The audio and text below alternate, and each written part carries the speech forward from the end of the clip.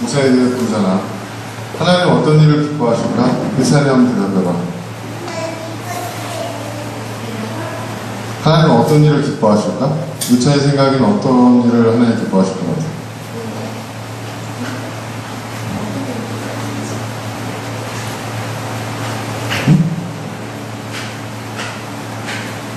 정답을 얘기하려고 하지 말고 그냥 네가 생각하는 걸 얘기하면 돼. 정답은 없어. 그럼 정호가 먼저 얘기해볼래? 그래, 정호가 먼저 얘기해. 너 방금 얘기한 거 같아. 어? 전통이요. 뭐? 뭐라고? 어? 하나님 어떤 일 기뻐하실 것 같아? 그래. 유치원 생각났어? 운동이요. 말랑말랑. 어? 생각이 날랑말랑해? 집에 가서 엄마 아빠하고 한번 얘기를 해봐. 하나님 어떤 일을 기뻐하실까? 어? 뭐? 예배하는 일? 예배하는 일, 그치? 우리 이찬이 예배 잘 드리고 있어? 하나님 뭘 기뻐하시는지 잘 알겠네. 얼굴 표정이 왠지 걸려드는 느낌이 뭐 이런 게. 자, 하나님이 뭘 기뻐하는지 우리 이찬이는 알고 있네. 그지? 너 엄마 아빠가 기뻐하는 일을 했을 때 엄마 아빠가 기뻐하는 걸 보면 너도 기쁘지? 그지? 그지? 잘 생각해봐. 자, 우리 본문을 좀 다시 한번 띄워주시겠습니까? 오늘 본문이요. 자, 이 에베소서는 사도 바울이 쓴 글입니다.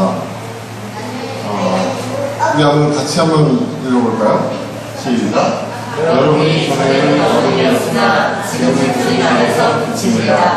빛의 자녀답게 사십시오. 빛의 열매는 모든 선과 의와 진실을 있습니다. 주님께서 지켜주신 일이 무엇인지를 증거하십시오.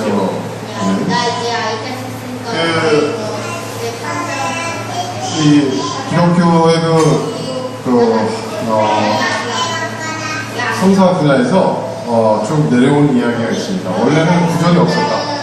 원래는 초기에. 원래는 8절과 10절만 있었어요. 그렇게 얘기합니다. 저는 이 가설이 상당히 일리가 있는 거라고 생각합니다. 빛의 자녀답게 사십시오. 그리고 주님께서 기뻐하시는 게 무엇인지 분별하십시오. 이렇게 돼 있었는데 이 말씀을 놓고 질문이 엄청나게 쏟아진 거예요.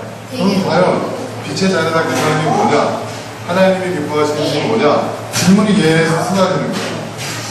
뭐겠습니까? 여러분 성경을 보시면 혹시 여러분 보시는 성경 가운데 어떤 분의 성경에는 우리가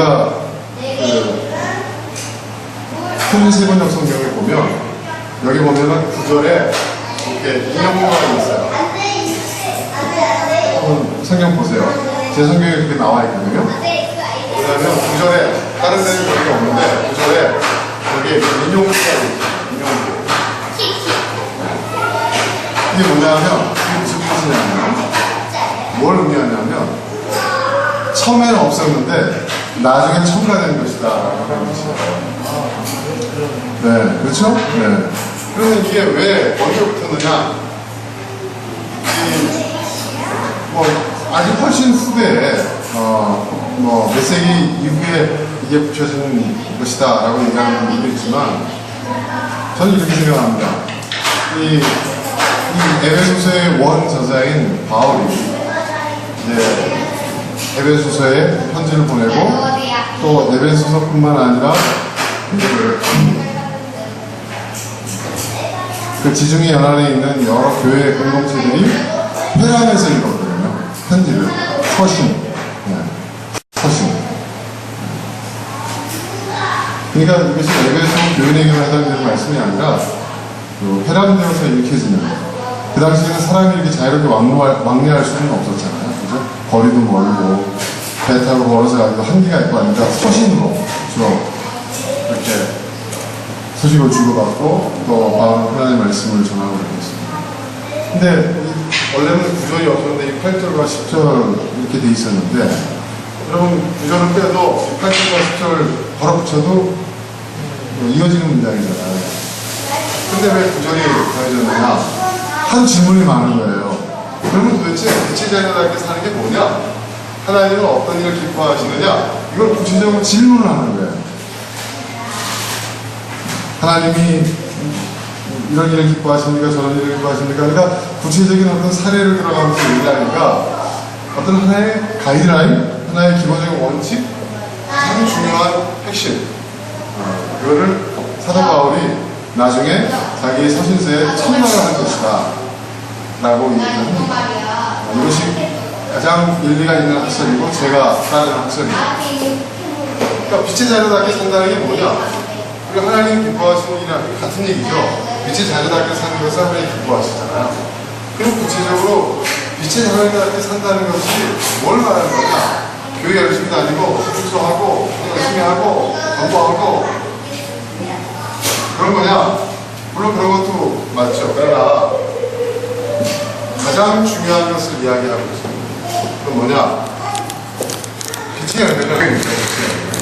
그리고 주님이 기뻐하시는 빛의 열매입니다. 빛의 열매는 선과 의와 진실에 있다. 그러니까 이 일이 하나님 기뻐하시는 일입니까? 이 일은 빛의 열매입니까? 이건 어둠의 열매입니까? 이렇게 하나하나 따지지 말고 가장 중요한 원칙, 본질, 그 가치는 그 핵심은 선과 의와 진실. 선과 의와 진실.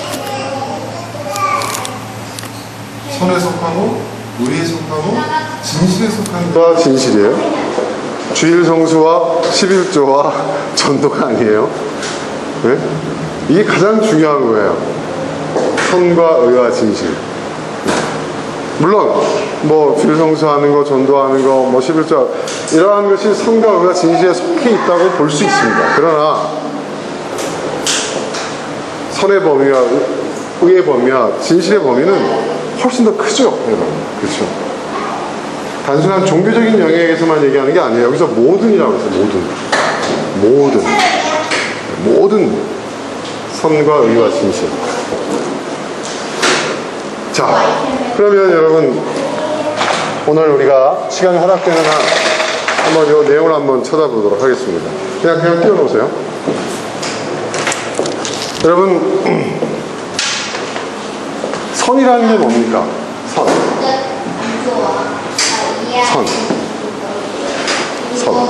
우리가 한자로 선에 대해서 여러 번 얘기했죠. 선이 제 이름에도 들어가 있고요. 선. 이게 뭐라고 그랬죠, 여러분? 제가 한번 풀어드렸죠. 양을 재단에 불태우는 거죠. 재단에 바치는 겁니다. 그리고 말하는 거예요. 이게 뭐죠, 여러분? 기도라고 그러죠. 기도하는 거예요. 그리고 이게 뭐냐면 양을 바치고 말한다는 거예요. 재단에서 말한다. 뭘 말하는 거예요? 기도하는 거죠. 말하자면. 근데 이 기도라는 것이 우리가 생각할 때 뭐 하나님 뭐 저를 도와주십시오. 하나님 뭐 응답해 주십시오. 이런 차원의 기도를 얘기하는 게 아니에요. 여러분 양을 바치고 재단에 양을 바치고 말할 수 있는 사람이 누구죠? 성경에서 누구죠? 제사장이죠. 우리 구약에서 제사장이 있죠. 그런데 다른 종교에도 여러분 보면요, 이 제사장 역할을 하는 사람이 있어요. 그렇죠? 사람들을 대표해서, 그죠? 절대자에게 사람들을 대표해서 절대자에게 제물을 바치고 또 기도하고 또 그 뜻을 구하는 그런 사람, 그 역할을 하는 사람들이 있어요. 그 제사장이라고 한단 말이에요. 제사장. 자, 근데 제사장이 말해요. 이 말한다는 건 뭘까요? 우리가 얘기할 때 우리는, 여러분, 기복신앙은 뭐예요? 기복신앙은 우리의 소원을 말하는 거죠. 그죠? 이게 기복신앙이에요. 근데 우리 기독교는 구약의 전통을 보더라도 사실은 기복신앙이 아니라고 제가 말씀을 드렸죠. 우리는 제물을 바쳐요. 그리고 그러니까 제물을 바치고 어린 양을 이렇게 바치면서 제단의 대제사장이 하나님께 뭘 말하죠? 뭘 말하죠? 우리의 기도를 들어주시옵소서가 아니라 뭐였죠? 하나님의 뜻을 우리에게 말씀하여 주십시오. 항상 그렇죠. 그러니까 이게 뭐냐? 하나님의 뜻을 구하는 거예요.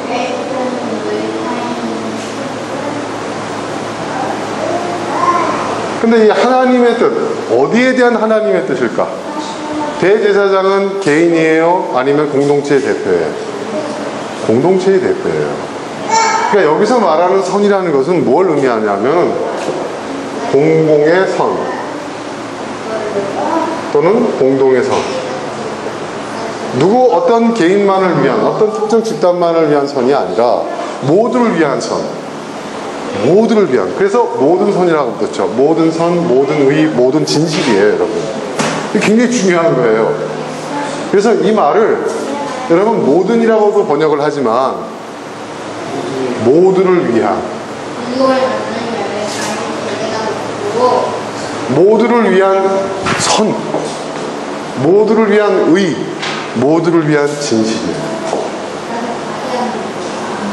나만을 위한 게 아니에요. 네. 여러분 샤머니즘, 그리고 기복신앙 다 나만을 위한 거예요. 그렇죠, 여러분? 나 하나. 네. 아니면 내 가족, 내 집단, 그죠? 근데 나에게는 선일 수 있지만 상대방에게는 그게 악일 수 있어요. 그렇죠? 그게 현실이에요, 여러분. 그렇지 않습니까? 네. 그리고 법정에 가서도요, 다투는 게 뭐예요? 누가 옳으냐, 누가 틀렸냐는 거잖아요. 근데 다 자기들이 옳다고 얘기해요. 그죠? 모두를 위한. 화면 안 뜨네요? 네? 뭐 오류가 있어요? 네. 자, 그러니까 모든 선으로 돼 있죠, 본문은. 선. 그 다음에 의. 안 띄워도 됩니다. 진실. 그러니까 여러분, 이 모든 선이라는 것은 모두를 위한 선이라는 거예요. 모두를 위한 선. 하나님은 이걸 기뻐하세요. 그리고 이것이 빛의 열매예요. 그리고 우리가 빛의 자녀답게 사는 길이에요. 네.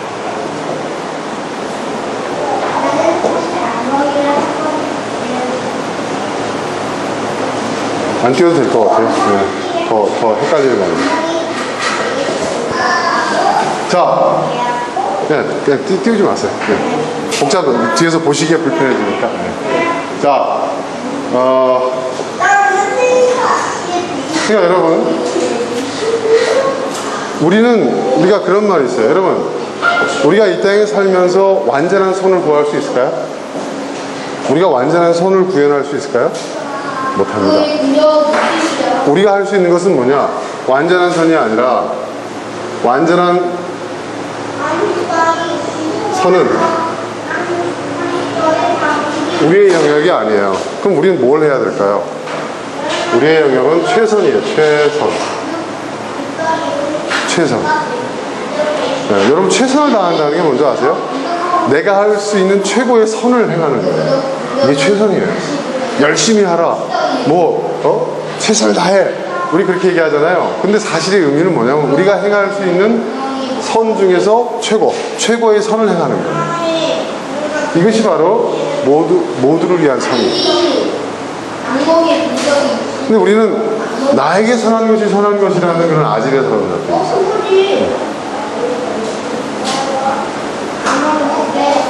근데 그건 아니라는 거예요.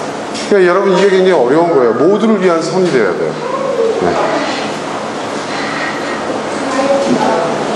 여러분 모두를 위한 선을 우리가 행하지 못하고 그것을 실현하지 못하면 여러분 우린 다 결국 어떻게 든 파멸로 갈 수밖에 없어요. 각자의 선이 충돌하는 사회. 지금 그렇지 않습니까? 대한민국 사회가 뭐냐면 이 모두를 위한 선의 담론이 없어요. 지금. 그렇죠. 각 집단, 각 계층, 각 이해관계의 선이 서로 충돌하고 있어요. 네. 우리 기독교인은 바로 이 공공의 선, 공동의 선이라고 할 수 있는 모두를 위한 선을 행해야 돼요. 굉장히 중요한 일이에요. 굉장히 중요한 일이에요. 그런데 여러분 이게 사실은 별개인 것 같지만, 선과 의가 진실 별개인 것 같지만 사실은 이게 어떤 관계냐면요, 이런 관계래요.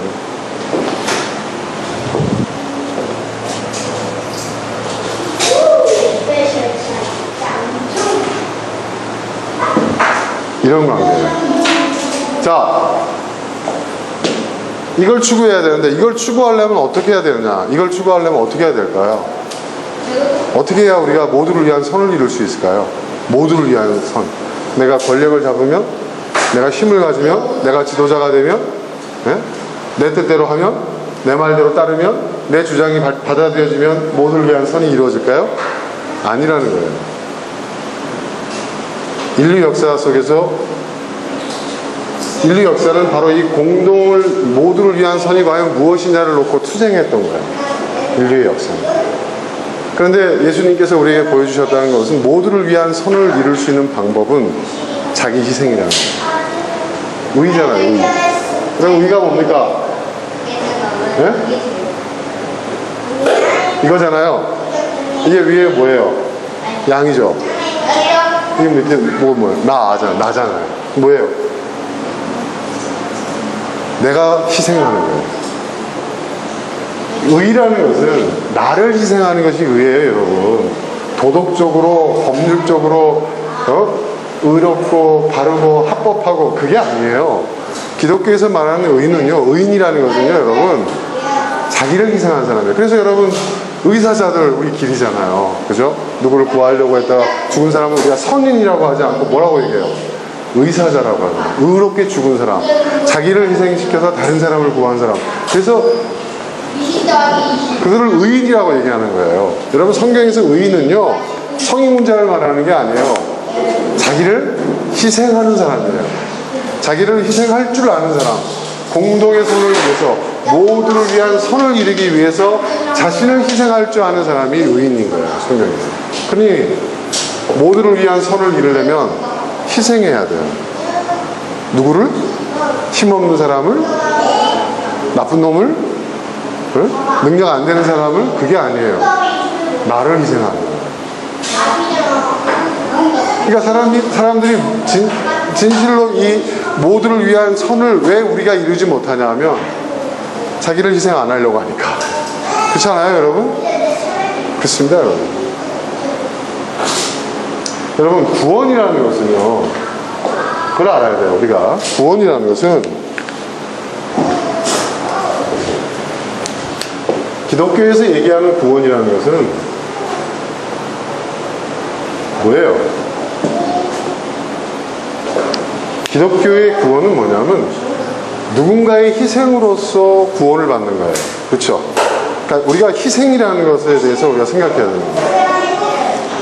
구약 시대 때 구약의 하나님께 제사를 드리는 그 방식을 보면 정말 무고한 어린 생명들, 그죠? 우리 어린 양이라든지 그런 그렇지 않습니까? 비둘기라든지 그것을 왜 이렇게 처참하게 그 피를 흘리게 하고 왜 그 희생을 통해서 하나님을 예배하게 했는가? 그건 뭐냐면 그 피로서 뭐예요? 그 피가 생명인데 그 어린 양의 생명, 어린 염소의 생명, 송아지의 생명을 통해서 그들이 나의 죄값을 대신 치르고 그들의 그 희생을 통해서 내가 구원을 받는다라는 것을 가리키는 하나의 말하자면은 시뮬레이션이었던 거예요. 그러니까 구원이라는 것은 공짜로 얻어지는 것도 아니고 거저 얻어지는 것도 아니고 사실은 우리가 은혜로 구원받았다고 하는 것은 공짜로 구원받았다가 거저 구원받았다 이렇게 생각하는데 그런 의미가 아니라 은혜라는 것은 내 힘이 아니라 내 공로가 아니라 내가 잘나서 구원받는 게 아니라 내가 구원받았다면 그 구원은 누군가의 희생을 통해서 얻은 구원이라는 거예요. 내 스스로가 잘나서 내 능력으로 내 인격으로 내가 완전해서 스스로 자기를 구원하는 게 아니라는 거예요. 인간은 자기 자신을 구원 못해요. 이게 인류 역사의 결론이에요. 근데 성경은 애초부터 얘기하고 있죠. 그러니까 우리는 결국 뭐예요? 누군가의 희생으로서 생명을 얻는 거예요. 근데 우리가 우리 인생을 살 때도 그렇지 않습니까? 어린아이들 보세요. 부모님의 희생을 통해서 아이들이 사는 거예요. 그렇지 않습니까? 끝없이 희생합니다. 저도 다시 되돌릴 수 있으면 자식 안 낳고 살고 싶어요? 우리 애들이 들으면, 우리 딸이 없으니까 좀 얘기를 해야 되겠는데, 저는 그렇습니다. 돌리고 싶어요. 여러분 돌리고 싶지 않아요? 네? 돌리고 싶습니다. 아, 내 인생 그냥 내가 벌어서 내 인생 내 마음껏 즐기며 살았으면 얼마나 좋을까. 또 애초에 거슬러 올라가면 결혼도 안 하고 살았으면 얼마나 좋았어. 예? 아마 저희 집사람도 속으로 피차 일반이요 그러고 있을 겁니다. 예? 마찬가지죠. 그렇지 않아요? 예? 각자의 인생을 자유롭게 살 걸 왜 이랬을까? 우린 걸 자꾸 합리화하죠. 이건 하나님의 뜻이, 무슨 하나님의 뜻이야. 내가 나 손톱해놓고 내가 인저질러놓고 다 하나님께 책임지라는 거. 아닙니다, 여러분. 근데 보세요. 살아가는 그 과정 속에서 누군가의 희생을 통해 사는 거예요. 부모의 희생, 배우자의 희생. 그렇지 않습니까? 네? 그렇지 않아요? 우리가 희생을 통해서 살아가는 거예요. 내가 잘나서 사는 게 아니에요. 이 사회가 유지되는 것이요. 희생하는 분들로 인해서 이 세상이 유지가 되는 거예요. 사실은. 예수님께서는요, 전혀 새로운 것을 얘기한 게 아니라 그것을 세상스러운 사실을 정말 그렇다는 것을 일깨우신 거예요. 예수님이 우리를 구원하신 방식이고요. 어떻게 구원하셨어요? 자기를 희생을 통해서 구원하신 거예요. 그리고 뭐라고 그랬습니까, 예수님? 너희도 나처럼 희생하라 그러잖아요. 희생하라. 그죠? 희생하라. 저 누구예요, 쟤? 네? 쟤 누구죠? 네? 쟤 누구예요? 빡빡이? 귀엽네. 자, 그렇습니다, 여러분. 그러니까 여러분, 왜 이런 관계인지 아시겠죠, 여러분? 그러니까 여러분, 우리가 세상을 변화시키고요. 우리가 이 세상을 구원하고 싶다면, 구원을 이루고자 한다면, 여러분, 어떻게 해야 돼요? 나를 희생해야 돼요. 누굴 희생시키지가 아니라, 나부터 희생하는 거예요. 근데 여러분, 재밌는 건 뭐냐면, 진짜 의인은, 희생하는 사람은요, 그 희생을 누가 알아주던, 몰라주던 개의치 않아요. 그렇죠? 내가 얼마나 희생한 줄 알아? 이런 사람은 희생한 게 아니에요. 그 사람들은 딜을 하고 있는 거예요. 내가 이만큼 했으니까 알아줘야 될 거 아니야? 최소한 이만큼 해줘야 될 거 아니야? 이런 기대가 있는 거죠. 그렇죠? 네. 근데 그건 희생이 아니라고 그러죠, 성경에서. 지금 몇개 뺐었는데? 나는 지금 진짜 희생하는 사람은요, 말하지 않습니다. 욱해서 이것들이 정말 이런 마음이 들어가지고 내가 얼마나 희생한 줄 알아? 이 말하는 순간 여러분, 그동안 여러분이 희생한 모든 건 희생이 아닌데 그러니까 이거 꼭 담으세요. 여러분이 말 안 하면 그게 하늘에 쌓입니다. 정말 그렇습니다. 예전에 제가 교회 개척하고 이렇게 개척교회가 어려울 때 저는 제 자신이 희생한다고 생각했어요. 장래가 촉망받는 젊은 목회자가 이 조그만 교회에 발목을 잡혀가지고 내가 희생당하고 있다. 내가 희생하고 있다. 이렇게 생각해요. 또 주변에 그런 얘기를 많이 했어요. 그래서 제가 한번 여러분 시험 들지 모르지만 사실 그랬어요. 그래서 제가 금식 기도 가가지고 하나님께 막 따졌죠. 하나님, 제가 언제까지 희생해야 됩니까? 막 이렇게 기도했어요. 그랬더니 하나님 뭐라고 그러지 아세요? 네가 희생한 게 뭐야? 네가 뭘 희생해? 응? 지금 네가 내 앞에서 희생했다고 말할 수 있냐? 네가 정말 희생했다면 너로 인해서 구원받은 사람이 있어야 돼. 이 구원이라는 것은 종교적인 구원을 의미하는 게 아니에요. 정말 변화된 사람이 있어야 되고, 그죠? 예? 정말 무언가 어떤 변화가 나타나야 되는 거예요. 레볼루션이 일어나야 되는 거예요. 근데 네가 정말 희생했다면 그런 게 일어났어? 없어. 희생이 아니에요.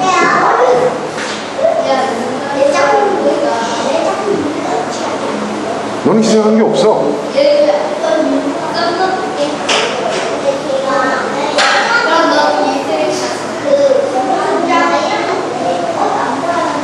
여러분, 의인이 야 이것들아 내가 너희들을 위해서 희생하마. 너 희생합니까? 어? 물에 빠져 죽는 사람을 구하러 갔는데 내가 죽을지도 내가 사는 거 죽는 거 중요하지 않아요. 저 사람을 살려야 돼요. 그렇죠? 그러니까 뛰어드는 거죠. 아 내가 내 수영 실력이 이렇게 해서 내가 저 사람 그럼 구하면 내 영 되겠지? 여러분 그런 사람들이 물에 뛰어들 수 있을 것 같아요? 못 뛰어드는 거예요. 절대 못 뛰어들어요.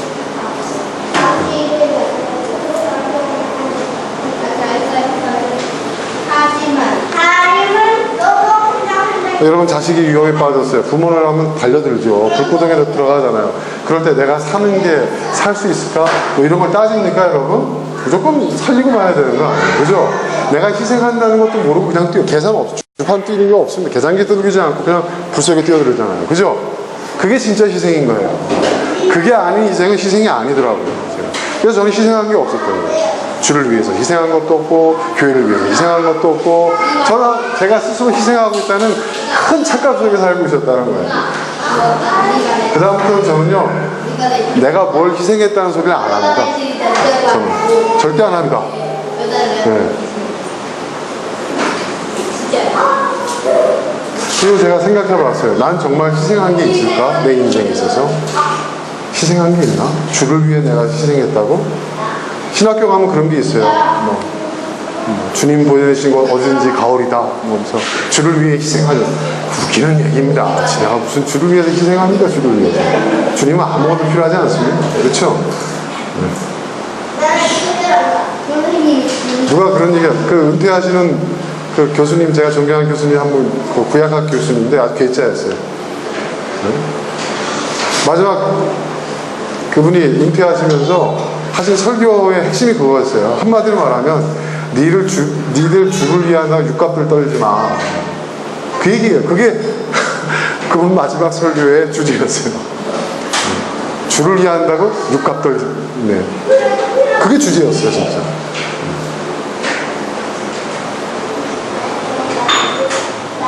여러분, 자기 희생이 필요합니다. 희생한다는 것은요, 본전 생각하면 희생 못하고, 억울한 생각 든 사람 절대 희생 못합니다. 이걸 통해서 어떤 반대급부를 기대하고 뭔가 그걸 한다는 것은 그건 희생이 아니에요. 여러분, 그러니까 그런 생각이 들 때마다 빨리 가지고 치세요. 내가 우리 자녀를 위해서 내가 부모를 희생한다? 자꾸 그렇게 생각하면 자식이 믿게 보여집니다. 근데 자식한테 아무 기대를 안 하면 돼요. 제가 어느 순간에 아무 기대를 안 하니까요. 네? 아무 기대를 안 하니까 자식들이 이쁘더라고요. 말썽을 펴도. 근데 제가 깨달은 게 있어요. 여러분, 기대한다는 것과요, 여러분, 희망을 갖는다는 건 다른 거더라고요. 저는 그걸 헷갈렸어요. 자식에 대한 희망이 기대인 줄 알았어요. 그게 아니더라고요. 그게 아니더라고요. 자식에 대한 모든 기대를 딱 내려놓으니까요, 여러분. 얘 그대로 보게 되더라고요. 부모의 기대의 눈으로 바라보지 않고 얘를 있는 그대로 보게 되는 거예요. 우리 딸을 있는 그대로. 옛날에 제가 우리 딸에 대해서 기대를 많이 했을 때는요, 하여튼 문제투성이가 한두 가지가 아니었어요. 성격부터 시작해가지고 여자애가 방 치우는 것부터 시작해가지고, 예? 하나하나가 참 제가 볼 때 거슬렸어요. 내가 저렇게 힘들게 뒷바라지에서 유학까지 시키는 게 이게 맞나 막 이런 생각까지 들 정도로 그랬어요. 근데 그것 때문에 힘들었어요. 근데 어느 순간에 내가 자식을 위해서 해줄 수 있는 게 아무것도 없구나. 나는 그냥 달라는 대로 돈만 주면 되는구나. 내가 그런 생각을 딱 하게 되니까 그걸 내려놨어요. 내려놨는데 내려놓으니까 좀 지나니까 얘를 있는 그대로 보게 되는 거예요. 얘가 이런 애였구나. 이런 기질을 갖고 있구나. 그냥 있는 그대로 인정하게 되니까 그러면서 걔에 대한 이해가 새롭게 되는 거예요. 그 아이를 이해하게 되니까 이번에는 기대가 아니라, 부모로서의 어떤 기대가 아니라 희망이 생기더라고요. 얘에 대해서. 얘가 이런 면이 있구나. 이거를 잘 키우면, 얘가 이렇게 잘 성장하면 이렇게 될 수 있겠구나. 그렇게 됐으면 정말 좋겠다. 그럼 제가 얘기해요. 야, 너 이렇게 해야 돼가 아니라, 야, 너 이런 면이 있더라. 좋더라. 그거 한번 잘 키워봐.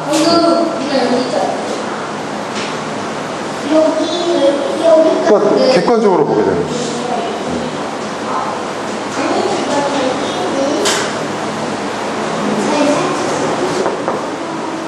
그러니까 그렇게 얘기하니까 애들이 처음엔 자이로 굉장히 좋아하더라고요. 아빠가 달라졌대요. 뭐 달라졌겠죠, 그런 면에서는.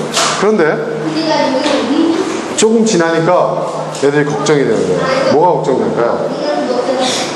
뭐가 걱정될까요? 이제 기대가 아닌 희망을 갖는 것은 좋아하는데, 그죠? 집착하지 않으니까 그건 좋아하는데, 그것 때문에 부모로서 지금까지 자기들을 위해서 희생했던 것을 중단할까봐 그건 계속 받고 싶은 거야. 자식들이 다 그렇지 않습니까? 입 다물고 돈만 내놔 이거 아니에요. 솔직히 말해서 그렇지 않습니까? 그죠? 입 다물고 부모로서 역할만 해줘 이거 아니에요? 그것도 안 할까봐. 아니 전 그래서 그 한계선을 분명히 얘기해줬습니다. 아빠는 대학 졸업할 때까지만 해줄 수 있다. 너 유학 보내느라고 1년에 5천만 원씩 썼어 아빠. 4년 해봐. 응? 그리고 너 중고등학교 때부터 다 해봐. 아마 너한테 그동안에 아빠가 돈 번 거 다 너한테 줬을 니들한테. 그러니까 대학교까지만 딱 시키고 나머지 니네가 벌어서 시집장가 가야 돼. 제가 그랬습니다. 돈은 돌려받지 않을게. 그러나 시집장가는 니네가 알아서 가야 돼. 왜? 나는 한 놈당 3억 이상씩 썼기 때문에 10년의 세월 동안 응? 내가 번 돈 다 너희들한테 썼어. 실질이 사실이거든요. 근데 니네들 시집까지 장가까지 못하겠어. 아빠는 분명히 너희들 대학까지만 해줘. 알았지?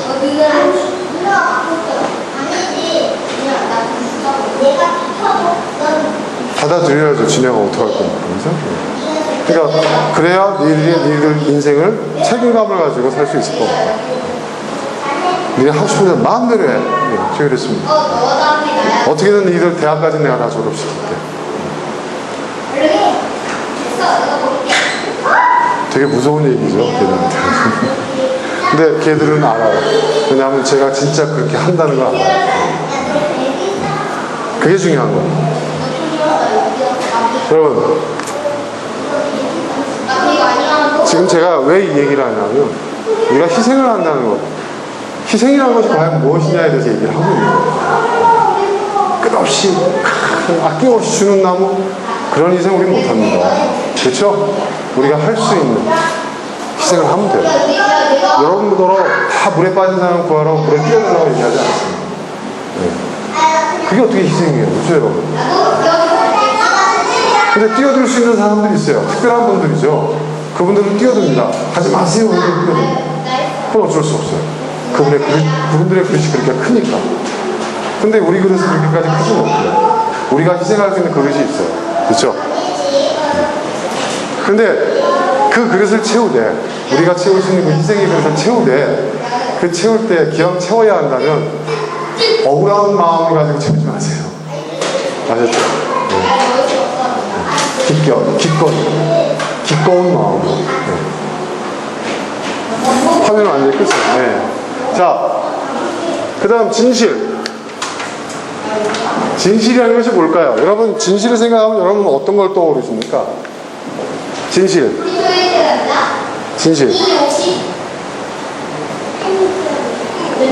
여러분, 진실의 의미가 뭐죠? 사전적 정의를 보니까 진실은 거짓이 없고, 그러니까 우리나라 국어사전에 나온 말입니다. 거짓이 없고, 바르고, 순수함. 이게 진실에 대한 우리 국어사전에 나와 있는 정의더라고요. 근데 과연 진실이라는 건 뭘까요? 진실이라는 한자가 이렇게 돼 있죠.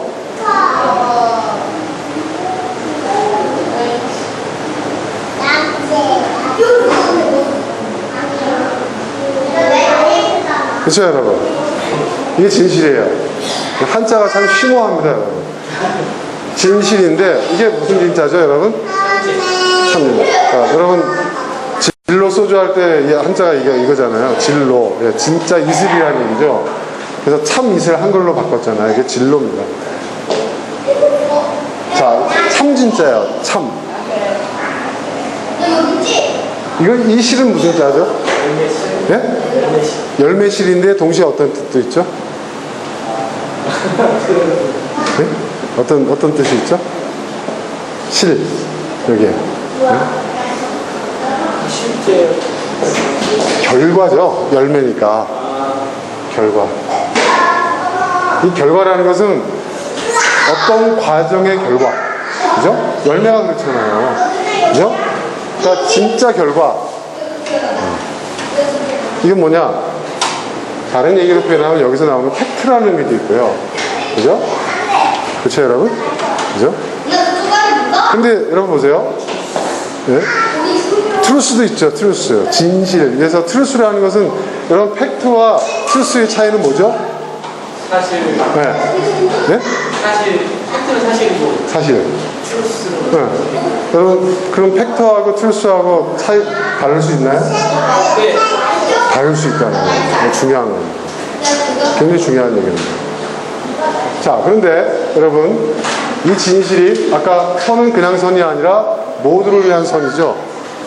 그렇죠, 여러분? 그리고 의도 자기 의가 아니에요. 모두를 위한 의죠. 모두를 위한 희생이죠. 진실도 모두를 위한 진실이에요. 여러분, 팩트와 트루스가 다를 수 있다는 것은 어디에서 차이가 나는 거예요? 어디에서? 여러분, 팩트는 해석됩니다. 그렇죠? 그리고 그 팩트에 담겨져 있는 해석된 팩트의 의미가 트루스가 되는 거죠. 그렇죠, 여러분? 그렇지 않습니까? 그런데 그렇다면 진실이라는 것은요, 여러분. 자, 여러분 진실이 있다고 보십니까? 진짜 객관적인 진실이 있다고 보세요? 있어요, 없어요? 과학에서 팩트가 있어요? 네, 네. 있죠. 근데 그 팩트가 제한된 연구실이라는 공간에 제한된 조건 안에서 이루어진 결과로서의 팩트죠. 그렇죠. 그렇죠. 맞잖아요. 네? 그러니까 과학적 사실로서의 팩트는 뭐예요? 누가 그 실험을 하더라도 같은 결과가 나와야 팩트잖아요. 그렇죠, 여러분? 그런데 인간사에 그런 팩트가 있을까요? 있어요, 없어요, 여러분? 없습니다. 여러분, 인간사의 팩트는요, 과학의 팩트와는 다릅니다. 과학은 똑같은 조건에 의해서 누가 실험을 하든 똑같은 결과가 나와야 객관적 팩트예요. 그게 진짜 팩트예요. 그렇죠? 그런데 그 과학의 팩트를 제외하건요, 자연계에서, 우리 인간사뿐만 아니라 자연계에서는요, 여러분, 팩트가 존재할 수가 없습니다. 팩트는 해석돼야 되고, 그리고 이해돼야 돼요. 설명되어져야 돼요. 굉장히 중요한 얘기입니다. 여러분, 법정에 가면요, 저는 법정에 자주 서봤거든요. 저 대법관 앞에도 여러 번 서봤어요. 여러분 그런 경험 없으시죠? 저는 검사하고도 막 싸우고 그랬었어요. 그러니까 진실을 다투는 거죠.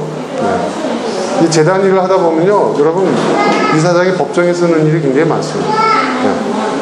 평균 1년에 한 3~4번은 고소를 당해요. 민형사상.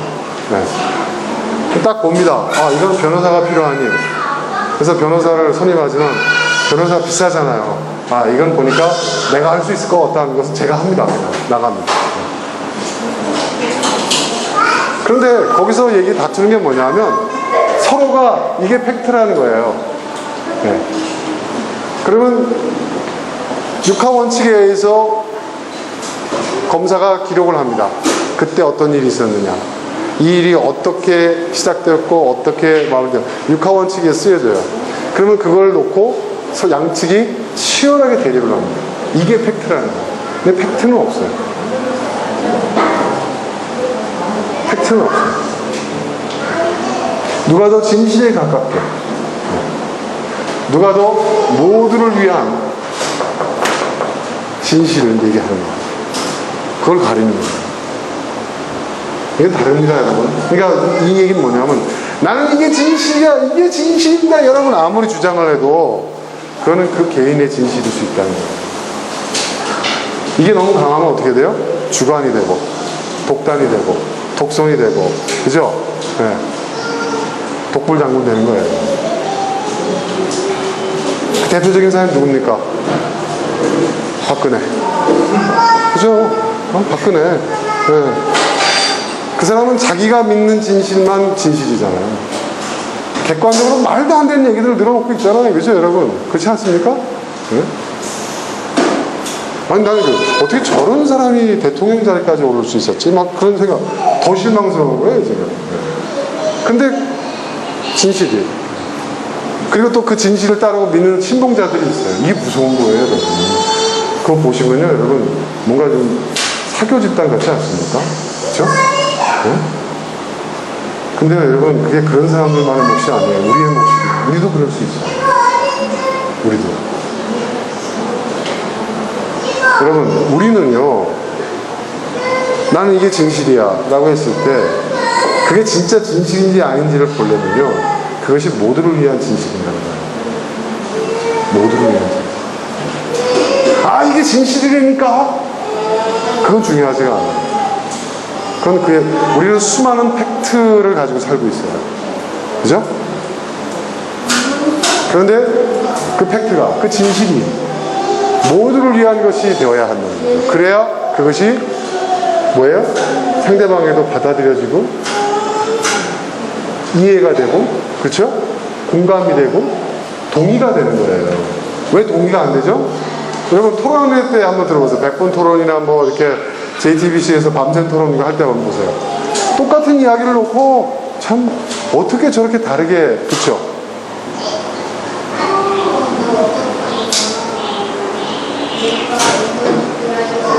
우리가 따르는 진실은 모두를 위한 진실, 모두를 위한 진실을 만들어야 돼요. 그런데 모두를 위한 진실을 만들 수 있는 사람이 어떤 사람입니까? 그렇죠? 우리가 다른 사람을 위해서 스스로를 희생할 줄 알 때, 그렇죠? 그런 사람이 많아질 때, 또 그런 사람이 리더가 될 때, 여러분, 모두를 위한 진실이 가능해집니다. 그렇죠? 희생하지 않으려고 그래. 자기 목만 주장하려고 해요. 희생을 억울하게 생각해요. 그런 사람들이 과연 모두를 위한 진실을 논할 수 있을까요? 모두를 위한 진실을, 예? 사회적 담론이라는 것이 뭡니까, 여러분? 예? 사회적 담론이라는 것도요, 모두를 위한 팩트예요. 그 시대의 팩트예요. 그렇죠? 그게 안 돼요, 지금. 왜 안 될까요? 아무도 희생하지 않으니까. 왜 아무도 희생하지 않을까요? 모두를 위한 선을 바라지 않으니까. 그러니까 이게 지금 2000년 전에, 거의 2000년 전에 사도 바울이 이야기한 이 내용이 지금 우리가 살고 있는 이 시대의 내용이 다를 바가 없어요. 그러니까 이게 인류의 최대의 문제였던 거예요. 하나님은 우리가 바로 빛의 자녀답게 산다는 거, 하나님 기뻐하시는 일이라는 거, 빛의 열매라는 것은 다른 게 아닙니다. 모든 선, 모든 힘, 모든 진실. 다시 말해서 모두를 위한 선을, 모두를 위한 의를, 모두를 위한 진실을 우리가 이루어가는 거예요. 이게 우리 기독교 신앙의 핵심이라고 해요. 핵심.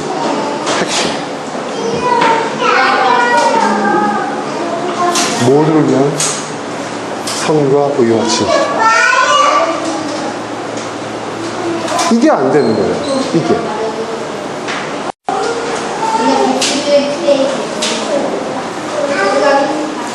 저는 이것이 지도자가 갖춰야 할, 우리 모두가 또 행해야 될 일이지만 특별히 지도자가 갖춰야 할 아주 중요한, 저는 자질이라고 생각합니다. 과연 모두를 위한 선을 추구하는, 모두를 위해서 자기를 희생할 수 있는, 그리고 모두를 위한 진실을 이뤄갈 수 있는, 이게 굉장히 중요합니다. 이 세 가지는 이런 겁니다. 이것이 하나님 우리에게 희망하시는, 우리가 이렇게 살기를 희망합니다. 이게 빛의 열매예요. 하나님 기뻐하시는 일이에요. 우리가 이렇게 살아갈 수 있기를 주님으로 축원합니다. 자, 이 시간 우리 함께 나눈 말씀 생각하면서 같이 기도하죠. 함께 기도하겠습니다.